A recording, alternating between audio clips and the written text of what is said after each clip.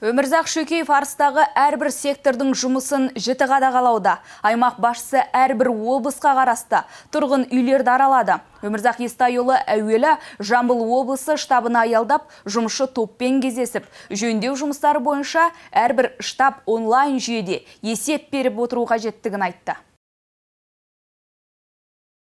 Тұрғындармен кездескен Өмірзақ Естайұлы барлық құрылыс жөндеу жұмыстары бір айда аяқталып, қала жаңа кейіпке енетінін жеткізді. Өздеріңізге мәлім, Арыс қаласының аумағы 17 секторға бөлінген. Оның ішінде Жамбыл облысына 11 көшеде орналасқан 327 жеке тұрғын үйді қалпына келтіру жұмыстары жүктелген. Бұдан бөлек 14 әлеуметтік және коммерциялық нысандары бар. Қазіргі таңда жамбылдық құрылысшылар мен еріктілер өз аумағындағы үйлерді қалпына келтіру жұмысына белсене кіріскен.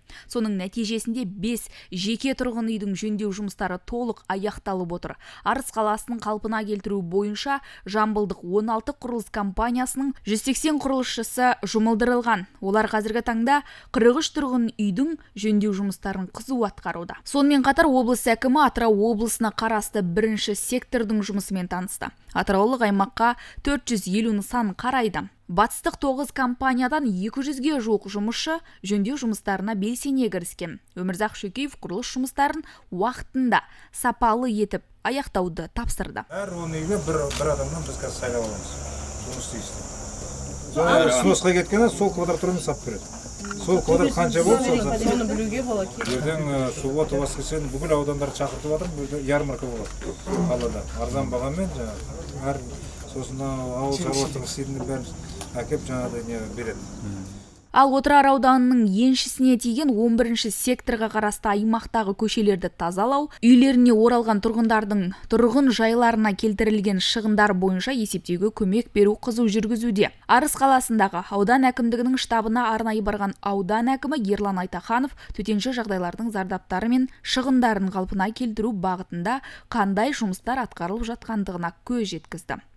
Орталық алаңдағы азық-түлік қоймасын аралаған аудан басшысы тұрғындарға көмек көрсеткенде азаматтардың әлеуметтік жағдайлары басты назарда болу қажеттігін атап өтті. Жалпы апат аймағында жұмыс атқарып жатқан отырарлықтардың ісіне арыстық ағайындар дән риза. Продукты беріп жатыр. Жақсы продукты. Ешқандай енді оған қанағат, барына қанағат айна. Осында үкіметтің қарасы жәрдем беріп, мынау қалталы адамдарды жәрдем беріп жатырмыз деген естіп жатырмыз. Ода рахмет айналайын. Оған да Құдайға шүкір, халықтың ішінде екенбіз. Халықтың ішінде жақсы, жаман емес енді. Оған қанағат етеміз айналайын. Аудан әкімдігінің штабына келіп, өздерінің ыстық лебіздерімен риясыз алғыстарын білдіріп жатқан қала тұрғындарының қарасы қалың екендігін көріп, туысы бірдің қонысы бір, туысы бірдің уысы бір екендігіне тағы бір мәрте көзіміз жеткендей болды. Тоғжан Нарбай, Жансерік Боранбаев, Айғақ қоғамдық телеарнасы.